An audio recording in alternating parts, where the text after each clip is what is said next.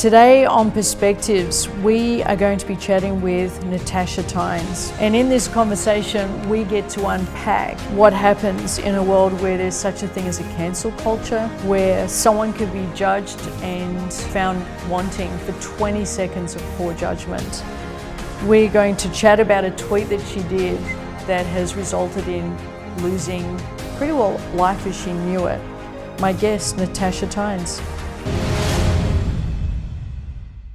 So we're here today with Natasha Tynes. Thank you so much for joining us, Natasha, from Washington, D.C. or Washington State? You're in Washington, D.C. Washington, D.C., yes. Yeah, thank you. And it's late at night for you, so I really appreciate you taking this time with us. I am absolutely intrigued to be speaking with you. These types of stories fascinate me, and to be able to speak with somebody who's experienced it and to unpack it is so important. I think it's one of the most important conversations we can have in this day and age. So, Natasha, thanks for joining us. Could you just explain, maybe just really briefly, a little bit of how we came to be here? So, what happened 12 months ago? Yeah, I mean, 12 months ago on May 10th, 2019, I was on my way to work. So I took the DC Metro to work. I live in the suburbs of Washington, DC. And on that day, I saw a Metro employee in uniform breaking the Metro rules and eating on the train. And so I've been lambasted before by Metro employees for eating a banana on the platform and not even on the train. And I was asked to throw it away. And so I was really baffled that, this is actually happening in plain sight. So I just talked to the Metro employee and she told me, worry about yourself. So I decided to tweet about the incident. And I took a picture of the Metro employee and I sent a tweet and I tagged the Metro Twitter account. So, I mean, to be completely honest, I should not have done this. I should have used a more private way of filing my complaint. But, and if I can take this back, I would. But, what happened. And then, so I just got the tweet here, Natasha, so I might just read the tweet so our viewers can understand what happened. So you tweeted, when you're on your morning commute and see at W Marta, so that's the Washington Metro, in uniform eating on the train, which is illegal for every commuter. No one is allowed to eat ever on these trains. I thought we were not allowed to eat on the train. This is unacceptable. Hope the system responds, and you tagged them. Not the smartest tweet. Probably some poor judgment. Yeah, I mean, I admit it. I made an error in judgment. I did. I mean, I'm a human being. We all mistakes. I should have used a more private manner of complaining, and I should not have taken her picture of the employee in that was eating. I shouldn't have done that. What was your thinking at the time? Because there's still so much to unpack about what we haven't even begun with what unfolded. And I'm sure our viewers have a sense of what's coming with the mob mentality going on in many places on social media. Was your thinking a gotcha kind of moment, which is really common? What was your thinking or mindset, as best as you can recall? What was your intention? So I'm trained as a journalist. I have a master's degree in journalism. I've been working I worked as a journalist for almost 20 years. So immediately I felt I was exposing the hypocrisy of the DC Metro. And I've tweeted about the DC Metro numerous times. And if you live in the DC area, making fun of the DC Metro and or tweeting about it or complaining, especially about the red line, is very common about among DC commuters. So for me, I was like, hey, Metro, we pay a lot of money for this service, and look at this service. Even your own employee is not doing that. So I was approaching it from the sort of a journalist exposing what's happening at the DC Metro. I mean, I sort of kind of got lost in the moment that I found a problem on the DC Metro, and I think it's the journalist instinct plus the public platform, and it clouded my judgment. And so, do you think you were feeling?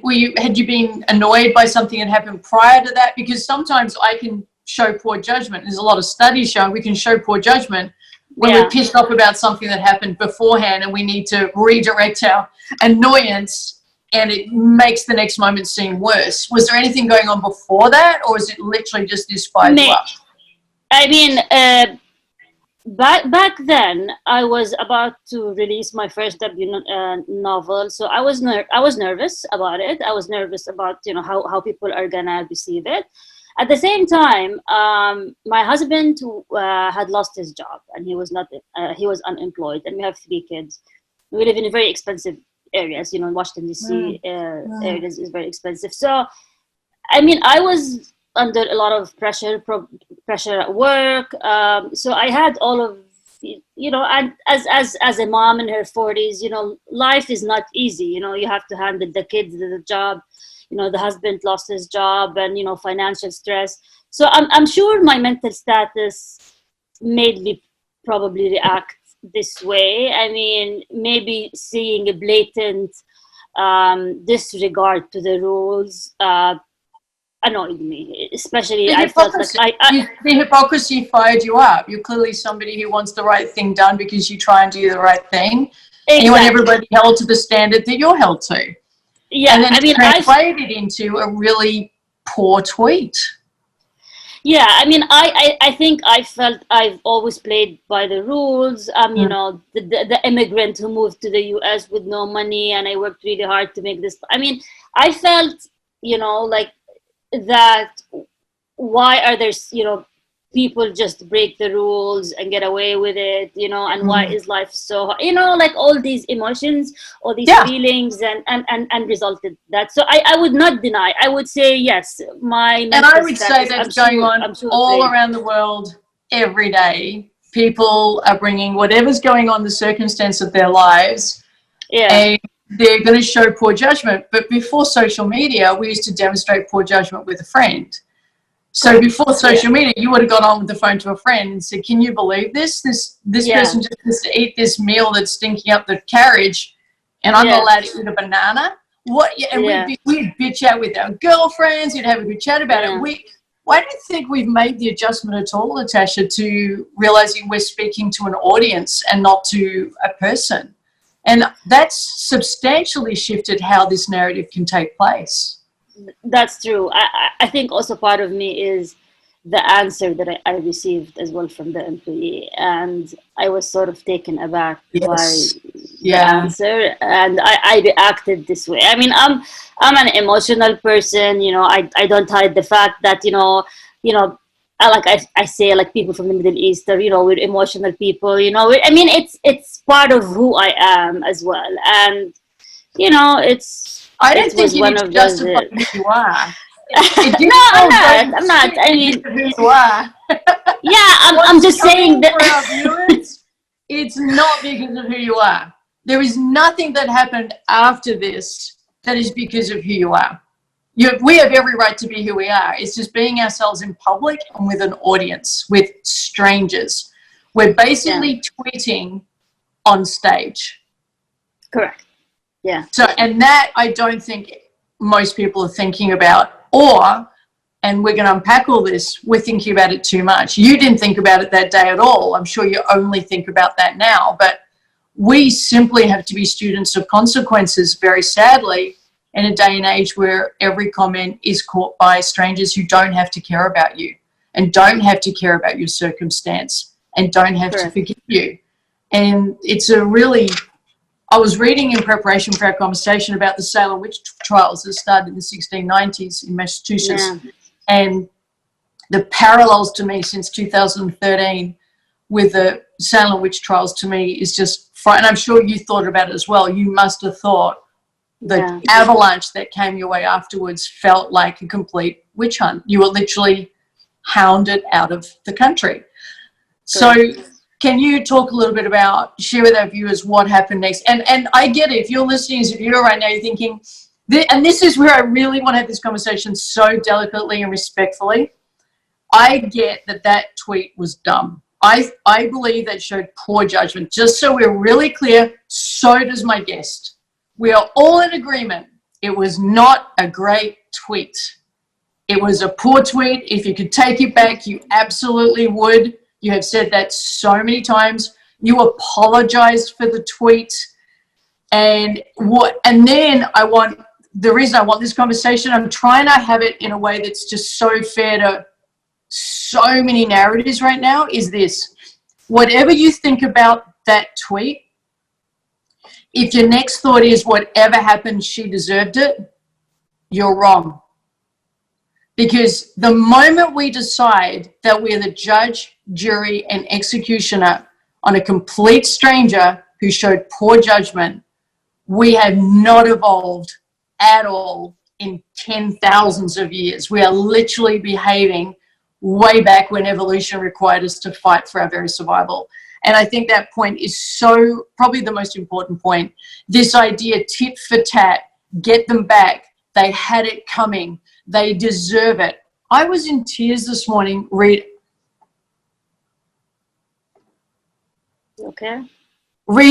the responses to you and the death threats and to think that you can show poor judgment and then have your life and your family's life threatened.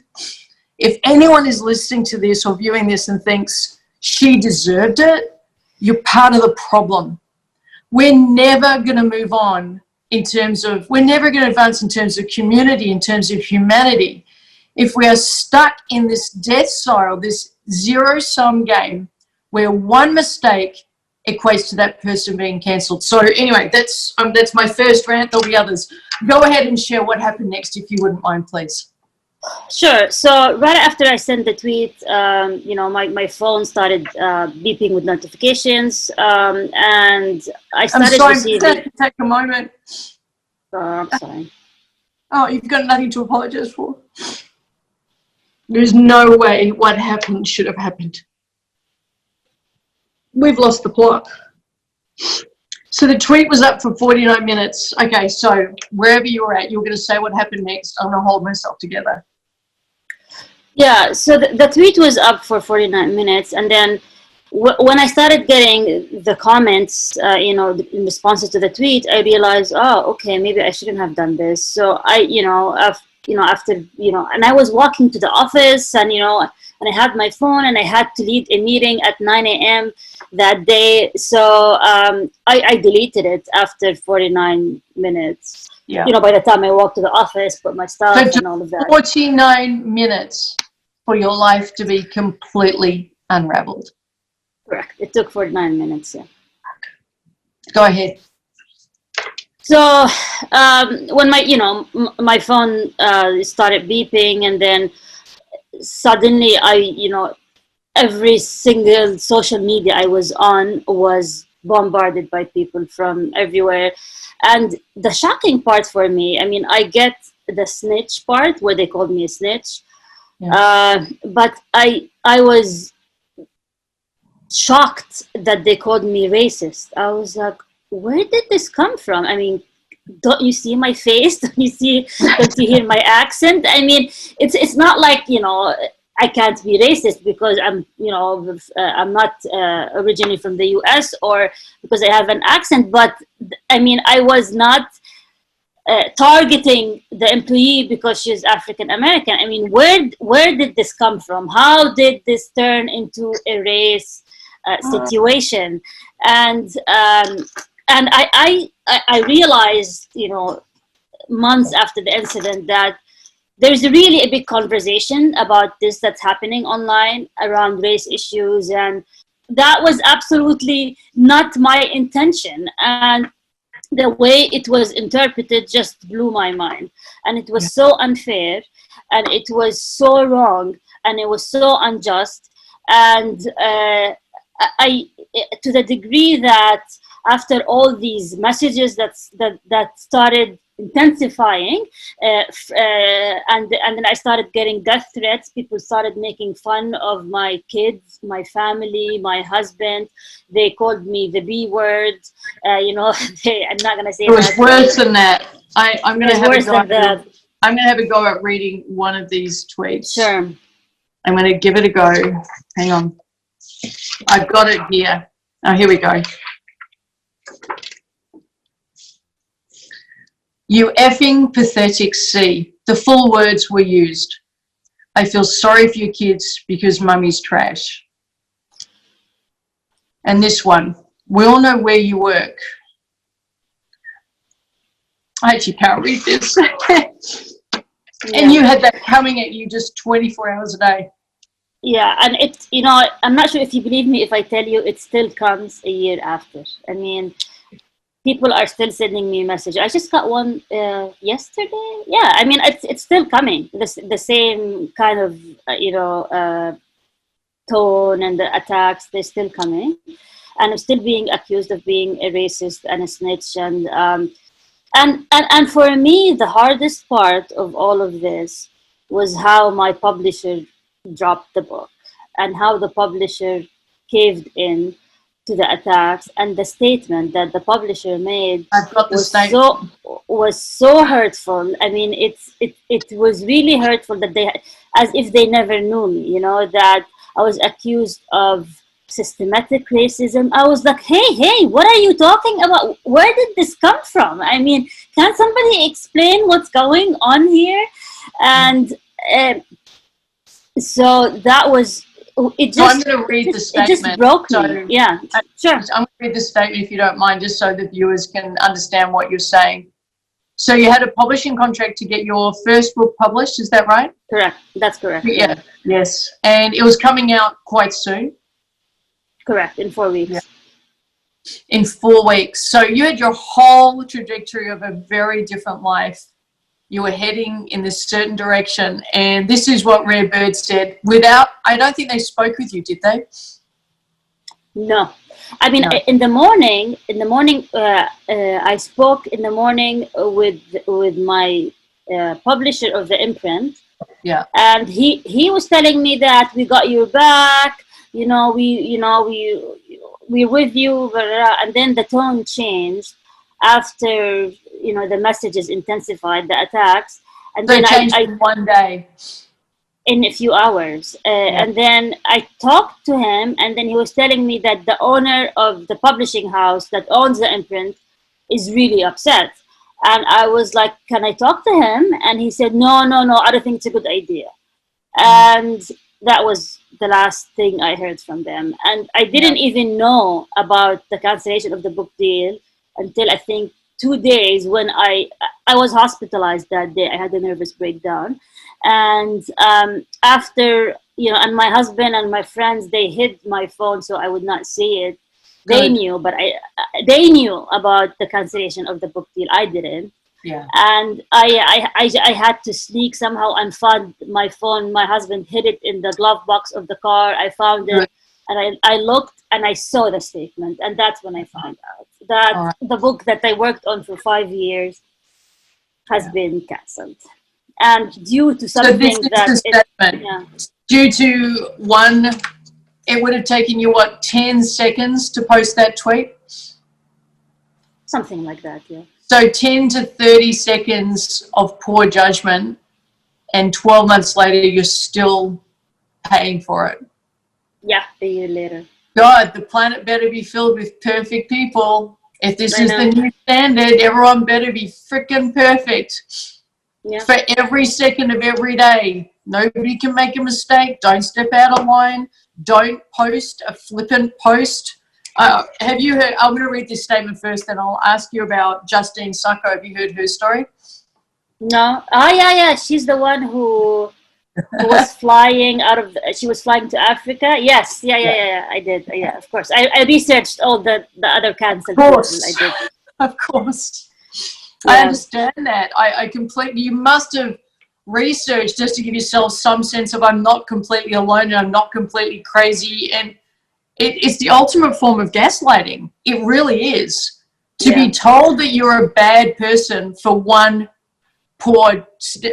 act that showed poor judgment, to characterize a human being entirely on a 20-second moment, that is out of all proportion to the 20 seconds. There is no way every human being, I'm so glad I grew up before Twitter.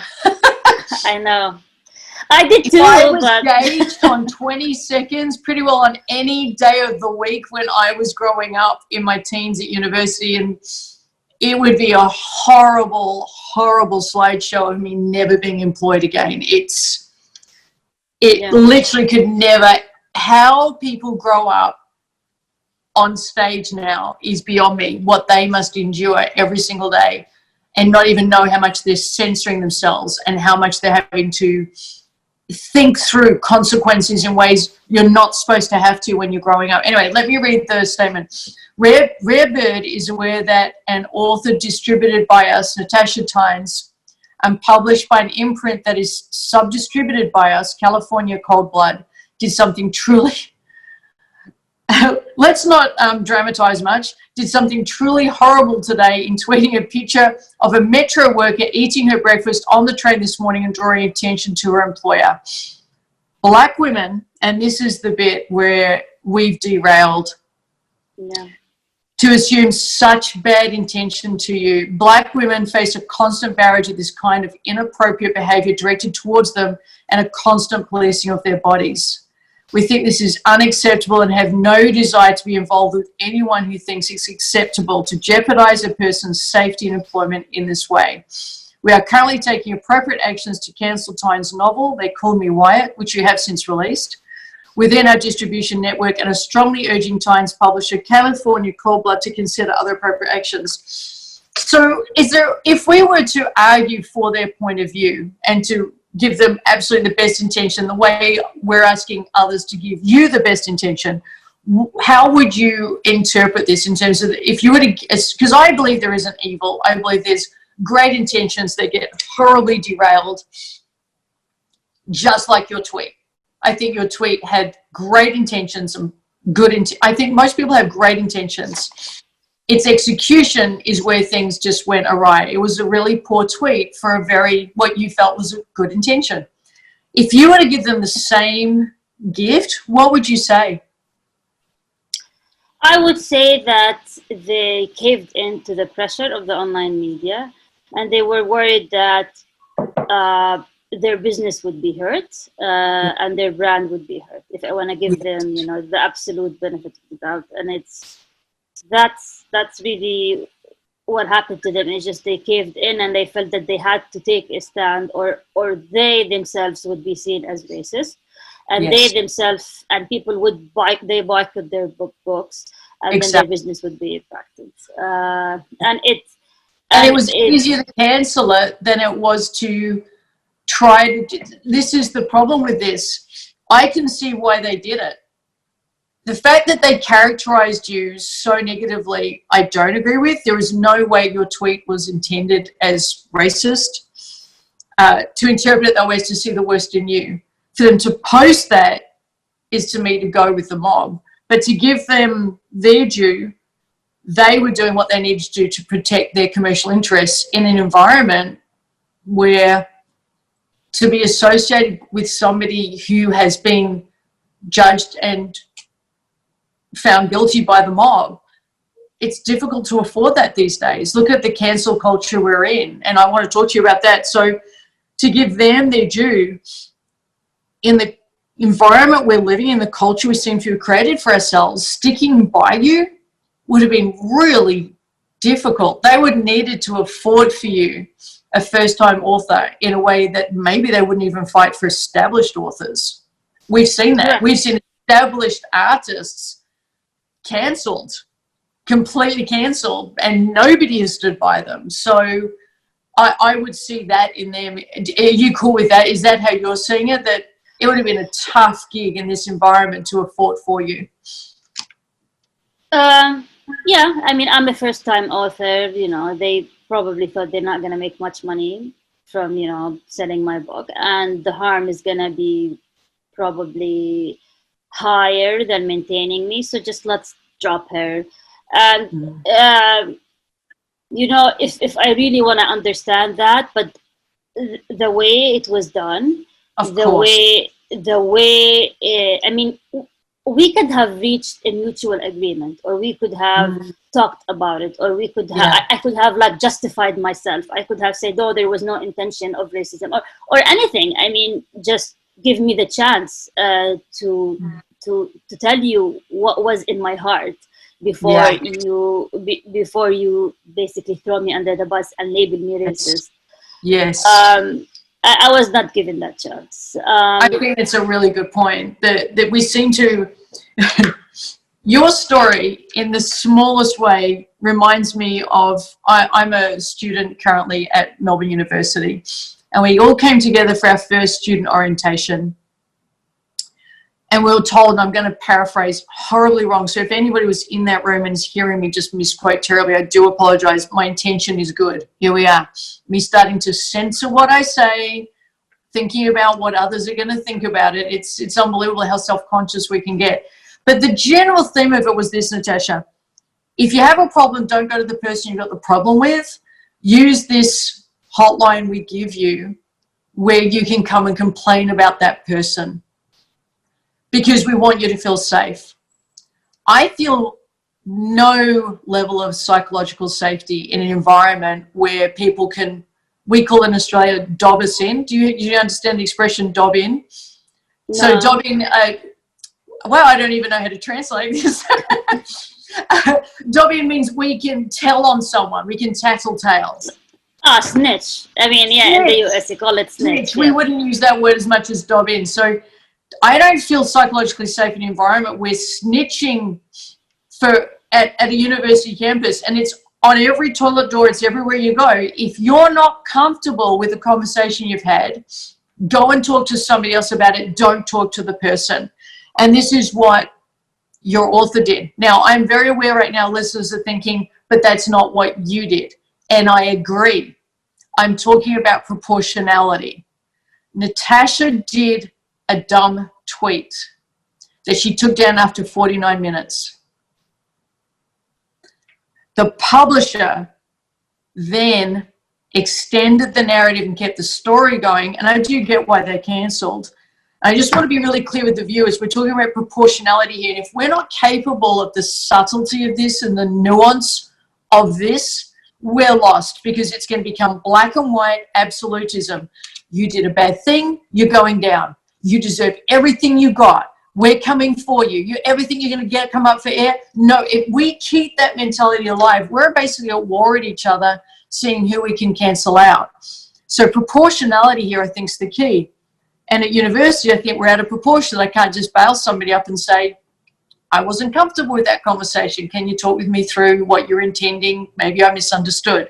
Your publisher didn't extend that to you at all. Once your one mistake is made, that was it. You were cancelled, literally. Yes. Yeah, and I mean, that's exactly what happened. And, you know, I'm not going to justify, what I did and what was my intention, but we agree it was a bad tweet. But as I said, I was never given a chance to talk about my true intentions and what was inside of me and what was in my heart. It was really sad, and I think the fact it would have been devastating.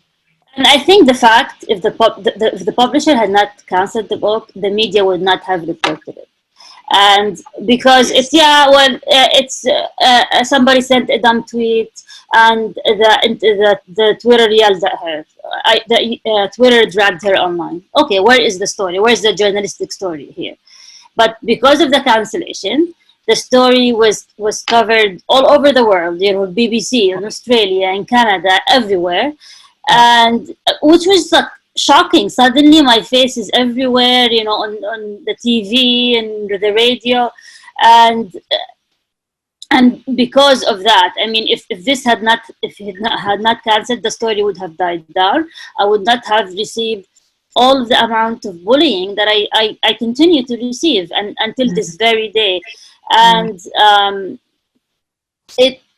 mean, I grew up in the Middle East. I've seen a lot. I lived through in the Middle East, the first Gulf War, the second Gulf War, the Israeli-Palestinian conflict, and this was the most difficult thing I've ever went through. Really, it scarred me forever, and I'm gonna be scarred. And I'm not sure if you actually would believe me if I say I think about it every single day. I do believe you. It's been a whole year. Easily believe that. It's only And a year. You've been traumatized. You've still got journey to go. 1 year is that, especially when you're reminded of it every day. Like, as I said when we started this conversation, I can phone a friend and say something really dumb. It's not going to haunt me and follow me around with complete stress. The equivalent is this: you're walking down the street, you say a really silly thing to your friend, and your friend goes, "That's really unfair," and you go, "Yeah, you're right. Yeah, forget it." And it gets picked up by a stranger in the village square. And they then start standing in the village square, pointing at you, going, "You just said this." And then everybody around said, "What did they say?" And they still start pointing at you. And then every time you come to the village square, there's going to be complete strangers waiting to take a shot at you based on something you apologized for a year ago. That's literally what you're experiencing right now. Social media is the village square. Now, do you think these people who've posted just the most vile responses to you, literally so far out of proportion to what you posted? And again, I'm not making excuses or apologizing for the tweet. Just so if anyone's listening thinking, "Oh, you're making excuses," I'm not. The tweet was the wrong tweet to do. I'm talking about proportionality. Do you think if these people had to face you when they said those things, they would have said them to your face? No, they wouldn't. And there's something called the craziness of the crowd, or the madness of the crowd. And have you read that book? The book. No, I think the book is called Shamed or Publicly Shamed. Yeah, The Madness of Crowds by Douglas Murray. I was reading in preparation for this. I should read it. No, I haven't read that book, but for me, you're more likely to be mad when there are other mad people around you. So when you see the crowd yelling at someone, you're gonna act in this kind of manner. So it was the madness of the crowd that happened, and many of them were trolls. There were a lot of people with there's no real identity behind that. And some of them were big influencers, especially from they call themselves the Black Twitter, which is African American influencer community on Twitter. But there were like thousands of trolls, and it was easier for them to say that to my face. And the irony is, I went through lots of mental health issues during the past year, and to the degree that I got really obsessed with everyone who attacked me, and I started looking at their Twitter feeds, and the amount of vile that they have there is shocking. I mean, the kind of language they use, the kind of attacks that they have on others, who are you to cast a stone? I mean, if you just that's what it comes down to. I mean, just look at their Twitter feed. You had not sinned, cast the first stone, and then it stops, because I, for one, could never cast a stone. And again, to the viewers who are hearing this going, but Natasha cast the first stone. She did, and she apologized. I'm not seeing any of these death threats getting in touch with you and apologizing publicly. Has anybody made an attempt to contact you privately and apologize for abusing you and bullying you? No. Afterwards, they changed their minds? Yeah. No. So you did apologize. You attempted to apologize. One of the questions, I want to talk about a couple of things here. I want to talk about cancel culture and apologizing. What is the way back for someone who makes a mistake in public? And I'm going to preface that by saying everyone's making mistakes every day. You unfortunately made your mistake in public. What's the way back for someone who makes a mistake in public? Because the moment is picked up by the crowd that wants to tear someone down and pile onto someone. You apologized. You absolutely showed remorse, unreserved remorse. You have never said or defended the tweet. It was a bad tweet, as you keep saying. Is there a recourse back for someone? How do you rehabilitate from 20 seconds of poor judgment in public? Have you found a way back yet? Is there an apology that's good enough? No, they're not gonna accept your apology. No matter what you say, they're gonna tear it down. I mean, it doesn't matter. I mean, that's what I think. And I think for me, the way back is I went back on social media, because if I gave up and I did not go back on social media, it means that I just caved in. I listened to them, and I am the person that they showed me to be. But no, I'm back tweeting about my book. I'm not sure if you know this, but I got a new deal. You did. And we can talk about that. Yeah. But I tweet about the corona, COVID-19. I tweet about parenting. I tweeted about taking my kids to a drive-in movie theater, and that's something social distancing activity you can do with your kids. I mean, the fact that I'm back shows that I'm still the same person, and I made a mistake, but I'm gonna continue being who I am. And yes, you crushed me, but I'm still alive. And I think by doing that, you show them that you're moving on, and they should move on as well. And by do and I when and I think I have a better handle on the bullies now. Whenever I report a lot of them, I block. Before, I was too overwhelmed and I just didn't know what to do. But now I have a better handle. And I have to say it depends on the platform, because the attacks were not only on Twitter. They hounded me everywhere. Even on my Pinterest account where I put recipes, I was attacked there. People performed on my LinkedIn account, on my Instagram, Facebook, YouTube. But Twitter probably is the worst when it comes to handling harassment, from my experience. Other platforms were much better at handling it, but now I have a better handle on handling the cyberbullying, and it still hurts. I told you I just got one yesterday, and it still hurts. But I try not to engage. People. Move on. Get a life. Yeah, What is it they're getting out of tearing down someone who made a mistake? Seriously, if you've never made a mistake, go nuts if that's in you, if you lack that amount of empathy. But seriously, everyone, get on with your lives.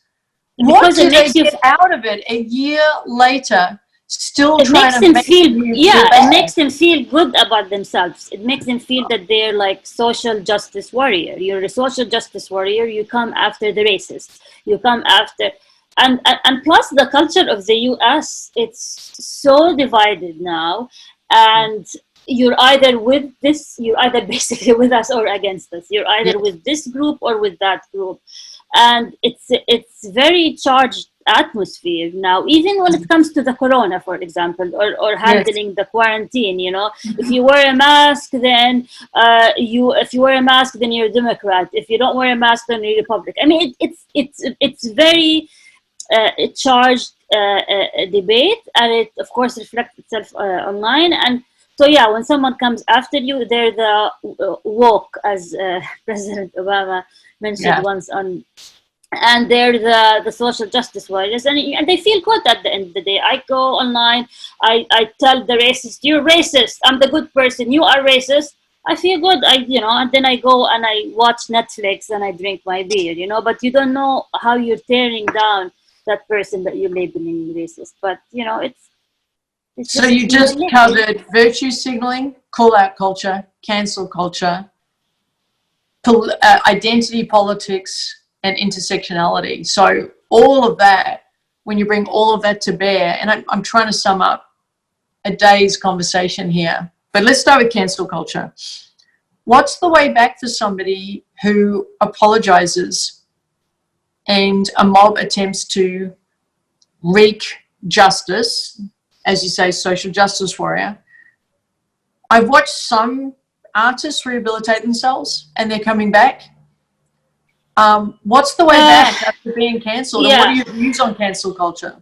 Yeah, I mean, I've read a lot about artists who were cancelled. There was this stand-up performer. His name is Mike Daisy, and I read about his case. And his case was he was accused of plagiarism, and he was, people tried to cancel him. He apologized. He admitted that he plagiarized the piece of information, that he claimed that he got the info but he didn't. Anyway, was he made up something that was not true. I don't actually, maybe it was not plagiarism. I think he lied, or he made up something that was not true.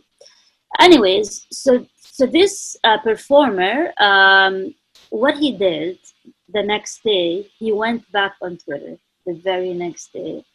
People attacked him, and he just basically yelled back at them and went on. And now his shows are fully booked. He managed, and I was really I looked at his case and I studied it, and I feel. And then so you have this one case of this person who went back after the mob and apologized, and he wanted his life back, and his life is back. And then you have other cases where people just disappeared. They went offline.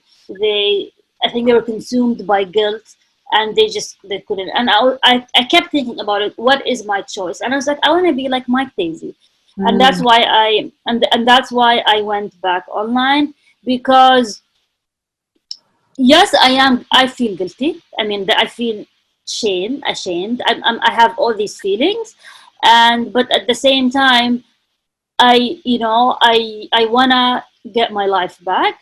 And social media, it was my job, and it was a big part of who I am and who I was. And if I just disappear and die, then that's what the mob wanted. The mob wanted to erase me off the face of the earth, and I did not want the mob to win. And I think the fact that I'm still there, and I get these messages, we can't believe she's still online. And I think the fact that I'm still back there is me trying to get my life back and to give it to the cancel culture. No, but it's basically to say that no, cancel culture cannot win. I'm back. On social media, and yes, I made a mistake. There were many lessons learned. I would never use my social media platform for the negative. That's what, for me, one of the the biggest lesson learned. I would I'm trying to. It's hard because there's lots of negative stuff happening. I'm trying my best to use it for the positive, not for the negative. But I'm not gonna disappear. I'm not gonna just disappear at the face of the earth. I'm human, and to be human is to err. And I made a mistake, and everyone makes. If you've never made a mistake, you're a robot. You're not a human being. You don't belong to this earth. Or you're lying. Or you're lying. And so I mean, and as you know, there was a happy ending to a semi-happy ending, and. I was approached by another publisher who believed what happened to me was unjust, was wrong, and he picked up the book, not because only that, because he also liked the book. And the book was just published last month, and people are buying it, enjoying it. Thank you. And so I think there's a way, but it's if you come out of this in one piece, because it was really, really hard. I don't think you can come out of this the same. What point have you paid enough? And I'll talk about Justine Sacco. So this woman, I think you're familiar with it. She did a really as a satirical tweet. I think it was. Yeah. I think it was satirical. And again, I'm not defending it, viewers. I realize it was nuances lost in social media. I acknowledge that this would have offended people who took it literally. How many more ways do I have to declare my position before I feel okay to speak? That's where we're at. Going to Africa, hope I don't get AIDS, just kidding, I'm white. And that was interpreted obviously as completely racist, as white privilege, and her world blew up. She lost her job. she didn't leave the country, which is what you did. You retreated to Jordan, didn't you, because of the death threats?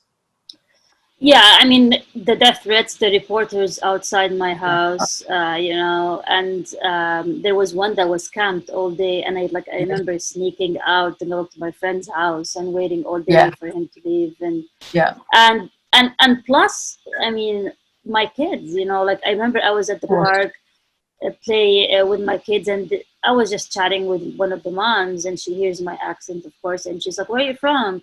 And I asked, "Okay, yeah, I'm originally from Jordan," and then she was like, Jordan, have you heard the story of that woman who sent the tweet? And I was like, oh my God. I mean, and I'm at the park in front of my kids, and I didn't tell them anything, but well, I'll tell you what happened with them later.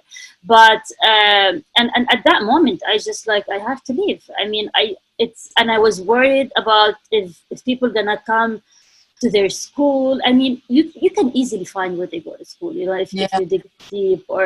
And I went to the principal and I talked to them and I told them what happened. I told them if the reporters show up, all of that. And I felt it's safest for everyone if I just leave. And I left my 3 children, and I went alone. And I also like needed to be with, I don't know how this sounds to you, but I felt I needed to be with my own people.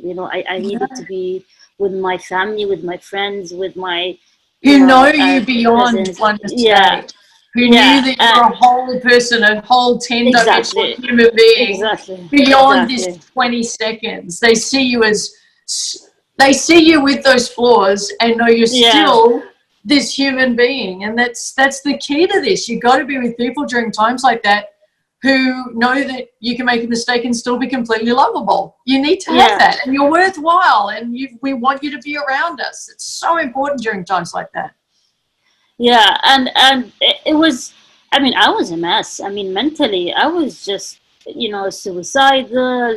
I overate. I mean, I was like just no sleep, panic attacks.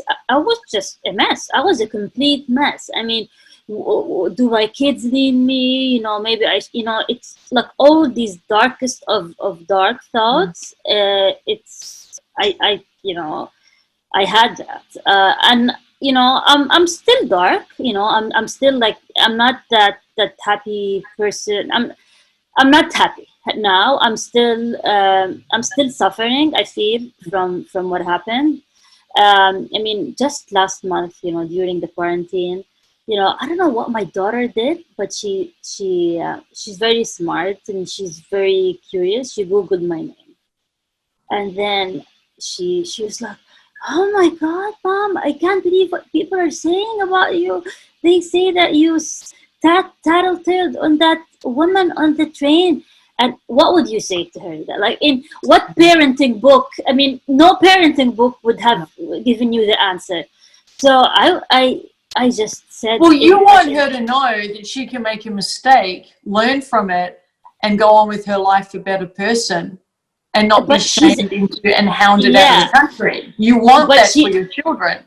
True, but she's 8, and the complexity of race and all of that, it's just too much. It's too much.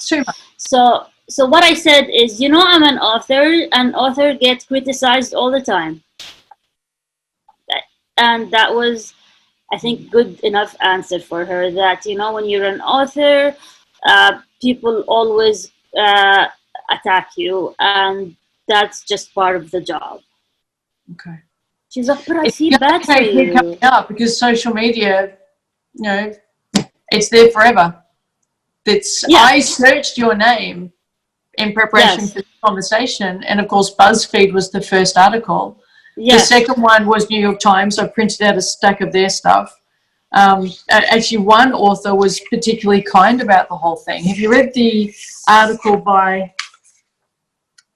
John Ronson in 2015 about, it wasn't about your story, my apologies, it was about Justine and about this cancel culture. He was actually really kind about it, and he had some nuance in his story. It's worth reading because he talked about Justine Sacco. And let me just, for the viewers, if they're wondering, she did this post, she meant it satirically. She was obviously saying, I am not protected, but it is hurting predominantly at that stage, Africans, because it was.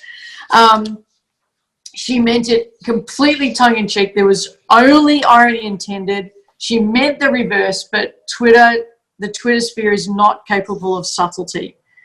And what happened was there were people waiting for her with cameras when she landed in South Africa to see her face as her Twitter feed blew up. She trended #1 within 5 hours or so.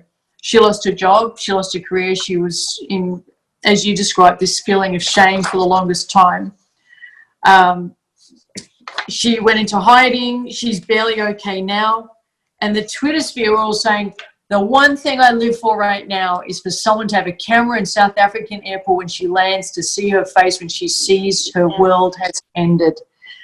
That level of vitriol, that level of desire to end someone and tear someone down, I can't even imagine where that comes from. And I know a lot of my viewers right now are yelling at me, hurt people, hurt people. I know. But the scale of hurt, to say it is proportional for you to show poor judgment for 20 seconds and for 12 months still be experiencing trauma over the bullying and the death threats you've received, to be hounded out of your country to protect your children. There comes a point, can we just have some perspective? And anyone who's still clinging to the idea that to make a mistake with an audience is different to making a mistake privately, you are missing the whole point. We make mistakes every single day. I spoke with my husband yesterday in a way that's probably not my best, but it wasn't in public, so I don't have millions of people who are complete strangers able to pick apart how I'm a terrible person. It doesn't make me a terrible person. It makes me somebody who's not always at my best. And that's what happened to you. That's what happened to Justine and so many people. I mean, I want this podcast to be representative of anyone who's made a mistake, who's had the audacity as you did to make a mistake in public, to regret it, to apologize for it, to attempt to atone for it, to openly speak about how you showed poor judgment, and to still not have a clear pathway back with Twitter sphere or social media. It is on us. It is beholden on us to look at ourselves. You don't need to do any more introspection. There is nothing more for you to dredge up in terms of the feeling of guilt you have, the shame you have. All of that has a place. I get it. It was a mistake. But the magnitude of it, it's this compared to what real mistakes are. It is this. You hurt someone's feelings. We have, and this is where I'm going to rant a little bit, it is okay to have our feelings hurt. It is okay to be offended by your tweet. It is not okay to be offended and then think, because you've offended me, that I've got to end you. That is where the moral narrative has gone horribly off the tracks. Morality is not, you are never allowed to offend anyone. And this is probably for you as much as, and for myself and for anyone else, you're allowed to make a mistake. You're allowed to atone for it. You're allowed to apologize for it. And you're allowed to be a whole person and not defined by one mistake. If we're all defined by our worst moment, and by the way, I bet that was not your worst moment. I've done worse moments than what your tweet was. We are not to be defined by our lowest moments. We're not to be defined by mistakes in public. We are whole people. We should be defined by our character, by what we contribute to society, not by 20 seconds of I wasn't thinking. And this podcast, I think, is really me finally, after so long, speaking publicly about something I feel very, very passionately about. If you don't have a pathway back, what fucking hope do we have? You made one mistake for 20 seconds, you apologized for, attempted to atone for, you have expressed atonement for it, shame of it, you're still recovering from the trauma of the backlash from it, you still have defiance, which I think fucking rocks, so you should. If you can't find your way through this, what happens to people who actually do bad acts and mean them to be bad acts? Do we ever get to say you're forgiven? And the irony of this is the woke community, it feels more compassion for a convicted criminal who finally gets released and gets to come back in society than they do for you. So somebody can come out and be heralded, oh, they're rebuilding their lives, this is great, we're going to do everything for them. The woke community seems to see that as them showing their virtuousness, but they seem to lack the ability to show virtue for you. I find this quite hypocritical, and that's understating it. I think because the crime that I was accused of is racism, and taking the U.S. history with racism and all of that, it's in the U.S. at least. It's probably one of the biggest crimes.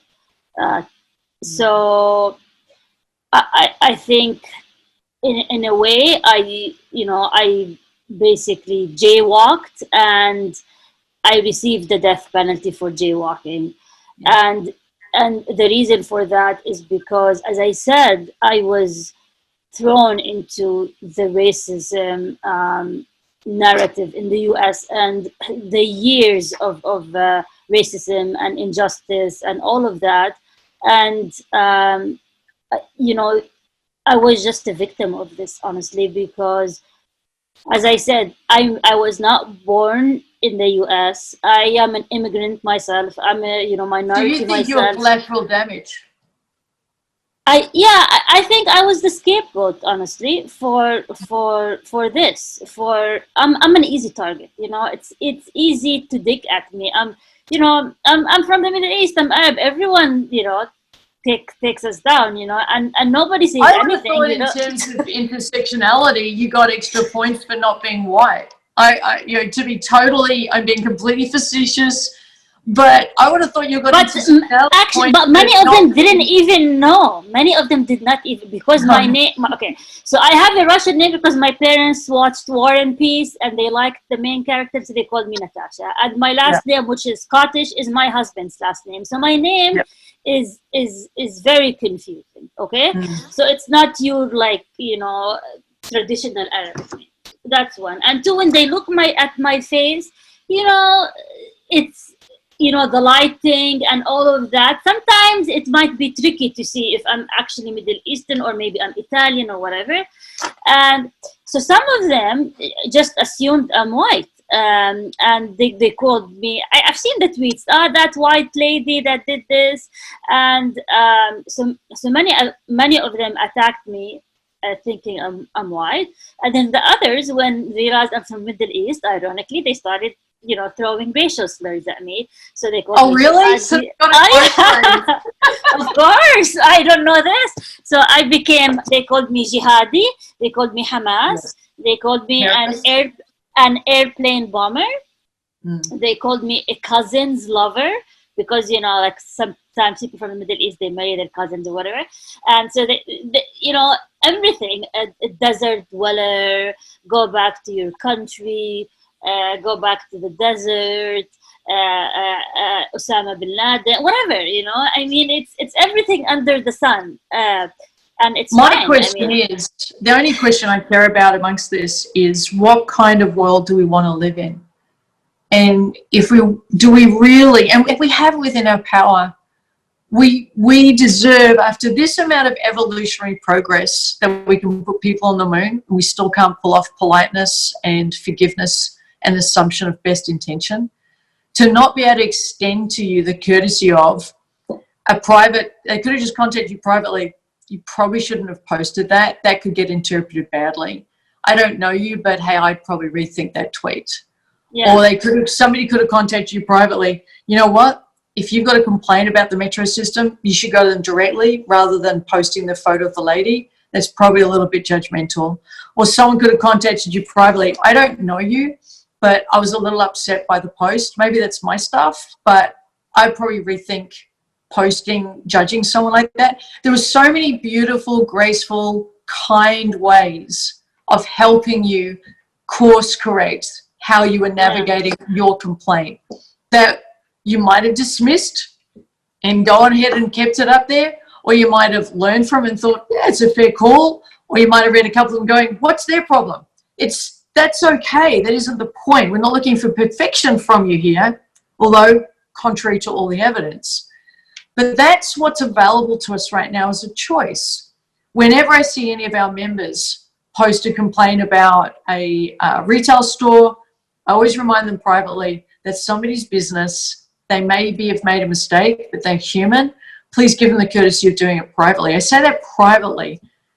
If we all did that and we held people course correct gently and with kindness and with an assumption of best intention, we're going to be able to navigate public forums that we now have. Right now, we don't seem to be able to be trustworthy with them. I can't trust, I believe no child younger than 16 should be on social media. I don't think we are trustworthy. As the responsible adults, we are not acting responsibly. There's no way I'd want a child who's still developing their brain to the extent they are to be exposed to any of what you experienced. And I, God forbid that your children ever connect one mistake with this level of vitriol that's come your way, because I want your children to know they can make a mistake and they're going to be okay, and learning comes from making mistakes and our growth comes from it, and forgiveness is the gift that we could expect from everybody. I want that to be the world your children live in. Yeah, I mean, I completely agree. I mean, social media is a double-edged sword. You can either use it for the good or use it for the bad. I agree that really children, under the age of 16 should not be on social media. No. And when the time comes for them to start asking me more questions when they're older about what happened, I would definitely tell them that, I made a mistake, and, and we'll just learn from it, and you're gonna make mistakes, and I was judged by the online media, and that's what happened. The time comes when I tell them the whole story, when they're older and they're more mature to understand the nuances of the situation. Yeah, yes, of course. Well, whether you explain it or not, someone's going to tell them. Yeah, I mean, yeah, someone will tell them, I'm sure. Someone will tell them. There'll be a very helpful teacher or a parent, or there'll be somebody being helpful. Again, they're intending good intentions, and it's just a terrible execution, and we're going to be back into this horrible show right again. What have you learned from this, other than to be it's a cautionary tale of poor judgment? What I have learned, I mean, as I said earlier, is, I used to, like, sometimes if, the cable company, the cable is not working, I would complain about it. Like, hey, I paid this money, I mean, and the way I used to do that is because they would respond immediately. And sometimes I would send emails and no one would respond, and they would respond immediately on social media. So I was kind of under the mistaken belief that if you want to get a quick response, complain on social media. And first of all, one is to use my social media influence to the positive. And I don't want to try to take someone down or complain about, as you said, the small, or even I'm trying to stay away from big brands. I know they have a lot of money, but it's just the whole complaining on social media. I agree with you. If you've got a complaint, say it privately. If you've got good news, say it publicly. It's a really easy way to do it. That's the biggest one. And then I think for me is, I know I'm very empathetic, and I feel that, I should not have thought of her as an employee breaking the rule. And I felt at that moment I did not have enough empathy. And I know deep down in my heart I'm a very empathetic person, but at that moment I lacked empathy. And I admit to that. And now I'm really, really careful about how I view people, how I see them, how I talk to them. I mean, this really changed me to the degree that I'm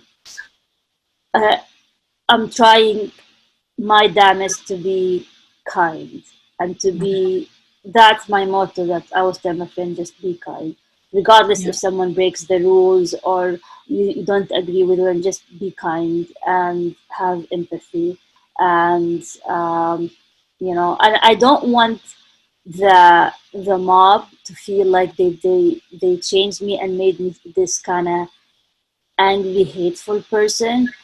I mean, part of me even want to forgive the mob, and I want to even have empathy for them, and just be kind. And I think that's how I changed in a way. And it was kind of a humbling experience. I was not like an arrogant or anything, but it was really a humbling experience. And maybe it's weird to say, but it's just, I feel it changed me to the best. Part of it, regardless of the trauma.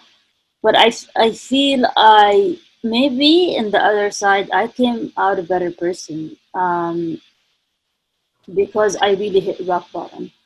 And I'm just learning and understanding many things about mental health issues, about how people behave this way. And it's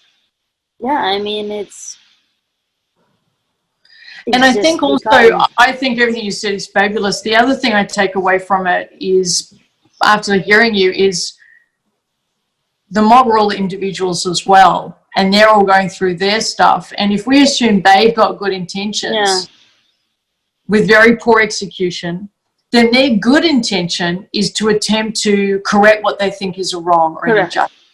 They are fighting for justice, as you say, the social justice warriors. It's the execution that's going wrong. Let's all agree that we're here for empathy, that the world is a better place if we're kind, that the world is a better place if we extend good intentions to each other. Now the key is to begin to act on that. And that whole thing could have just been diffused really early if you'd been extended good intentions. Sorry, it's like the BBC interview situation. Sorry, that was my daughter. Okay. We can do this. We can navigate mistakes in public if we assume good intentions. The moment we assume best intentions for everybody, we're going to be okay. Now, that's very hard to hear when the threat is a death threat. That is really difficult to extend to someone who's literally calling you an effing C and wants you and your family ended. That is almost a bridge too far. But if we attempt in our minds to say their intention is to correct an injustice, the execution is where we all need to start working a little harder, we can get there.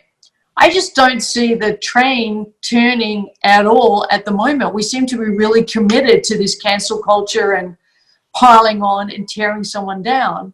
And as you say, trying to make them not exist. Until we take away that Hunger Games mentality, I don't know that we're going to progress very far. And I think you're going to be one in a long line of people who the mob wants to help. And I said, complete irony. What do you think? I think the only way the cancel culture would end is that if people continue to capitulate to them, they're going to continue to feel they're successful.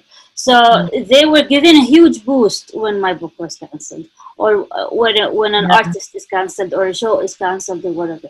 I mean, I understand big brands or their publicity, but there should be someone who takes a stand against them. And that's why I'm so happy with my current publisher, because his whole point is taking a stand against cancel culture. And as long as people are capitulating to them, they're going to continue to do what they're doing because it's success. I mean, these are all the messages that they sometimes send, like, we took you down, and they're happy with their achievement is that they basically ended my life or my career or whatever.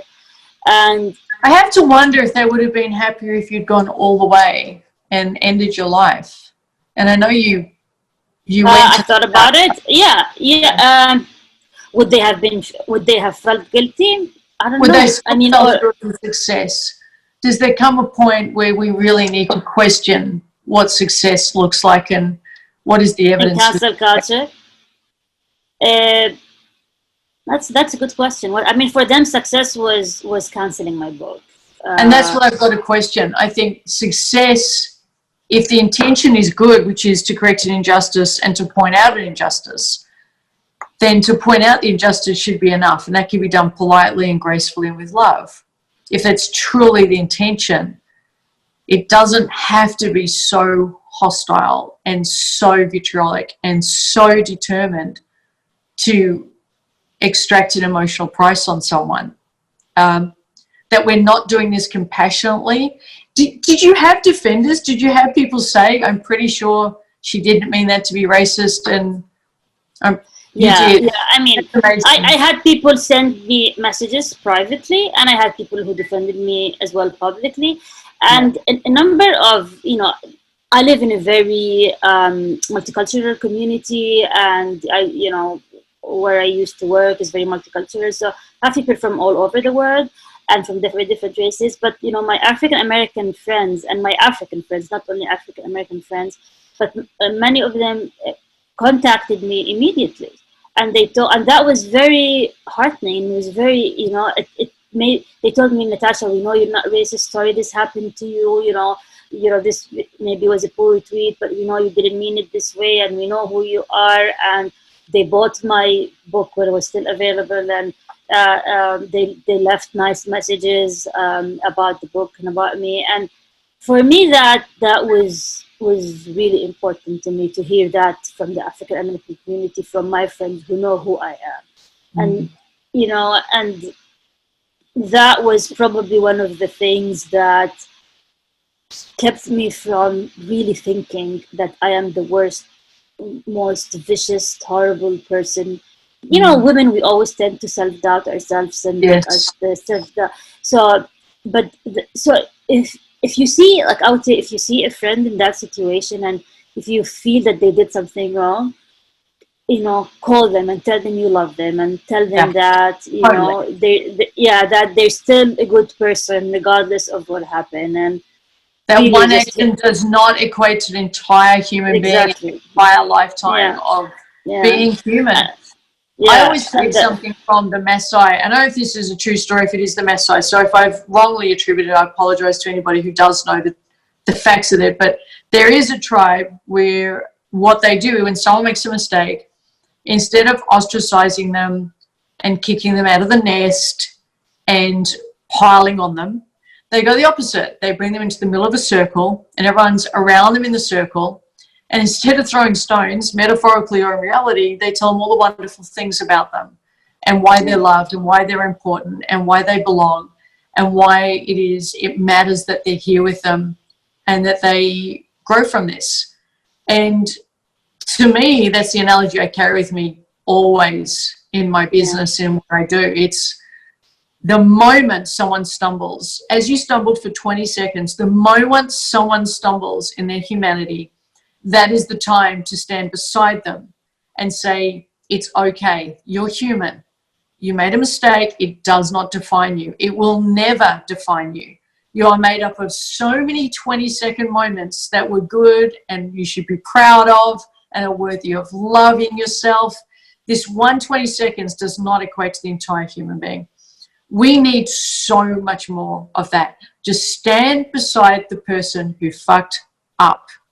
They need it way more than the person who's easy to love and who you think always gets it right. In fact, I measure love by the capacity for somebody to stand beside somebody in their hour or 20 seconds of need, and not by the person who stands by somebody who's always been there for them. It is easy to stand beside the person who's always on your team. When I went through some challenges a fair while back, I know every single person who stood beside me, who reached out publicly or privately, who was there for me, who was open and loving with me, and didn't even need to talk about what I was going through. And I know how many people were incapable of that, and that is what we need to autocorrect. We need to somehow communicate that the divineness, the humanity is in being kind in these moments and curious in these moments, as I hope we have been today, rather than judgmental or dismissive. And that's for all sides, I think. That's for every single person involved in this. I would love to chat with somebody who came out wanting to pile on you and end you and see how they feel a year later. I'm not looking for their remorse or their guilt, but just to get an understanding of their good intention, to get an understanding, what were they thinking? What were they looking to achieve from it? I know what you were looking to achieve, and we've explored that seriously as much as we possibly can. I want to know what some of these people were thinking and wanting to achieve, who sat outside on you and judged you. I think until we begin having a conversation about this without everybody losing their shit, we're not progressing. Yeah, I mean, it'd be interesting if you put the two people together in one room. Well, maybe we should do that. I wonder if we get anybody who that would you talk be up out. for that? Yeah, it'd be interesting just to see. And it's not about justifying. You've done a great job of not justifying your actions and in fact just saying mea culpa and completely, I did the wrong thing. I regret doing it. I've learned a lot from it. I wish I hadn't done it. I'm not looking for justifications of it. I'm looking to understand the thinking behind it, because until we understand it, we're not going to know what to do about it. And there's going to be another Natasha, probably right now, in these 20 seconds, somebody else has done a bad tweet. Yeah. I mean, would it end anytime soon? Would that end? I don't know. I mean, as I said before, I mean, I don't want to sound like a broken record, but as long as people capitulate to them, they get the high of canceling someone, they get the success that they want, they're going to continue at it. They're going to continue doing it. Now, you did say there's some good news. You do have a book released. Would you like to share with us your great news? And I did look at some of the reviews, people who have not read the book. I asked all our viewers, if you decide to purchase Natasha's book, which is called, could you remind the title? They called me Wyatt. My apologies, I do know that. No reviews unless you read the book, good or bad. Honest reviews. That's all this human being deserves, is an honest review. If you get the book, They Called Me Wyatt, the review doesn't have to be particularly positive. It doesn't have to be dismissive. It have no agenda other than assessing this first-time author's book. That would be my request of anybody who reads your book. But congratulations on getting your book out. How does it feel? It feels good. I mean, it feels that, first of all, I thought it was too good to be true, that I'm not, good things are not going to happen to me, because, when you're in that mental status, you just think dark thoughts. And when it happened, I was really thrilled that, there's actually hope. You can cancel everything. You can cancel books, you can cancel activities in the name of quarantine, you can cancel everything, but you cannot cancel hope. And I felt that hope is still there. And I was really pleased to see that there was someone in the publishing industry that they're willing to take a chance on a very controversial book, and is willing to take the wrath of the crowd, and he's willing to put up this fight. I really admired that in him. Good on you. Yeah, I mean, for willing to do that. Isn't it just so lovely? There was a kindness extended towards you from somebody who didn't know you.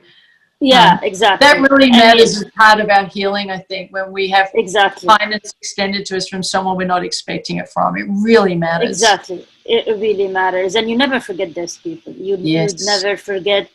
Yeah. I would never forget the people who extended kindness, and especially those I did not expect that they would reach out to me. The people you never expected are the one who reached out, and maybe the some of that you expected to reach out the most didn't. It's just very interesting.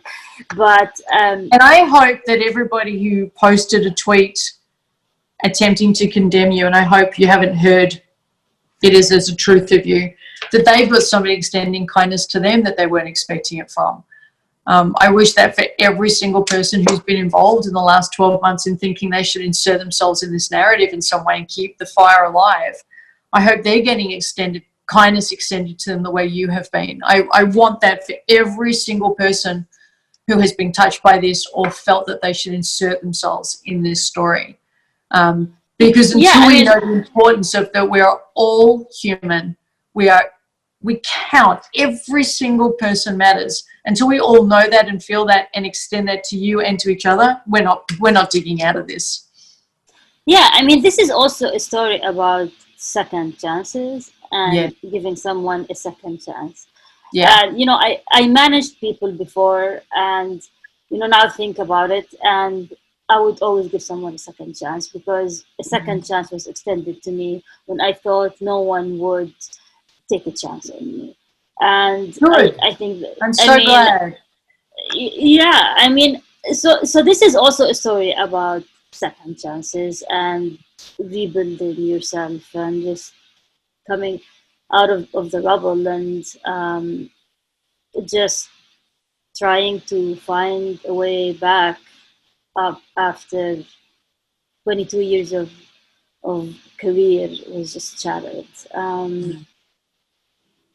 Well, I really send you good vibes around your second chance. Everyone Thank you. deserves a second chance. I agree with you.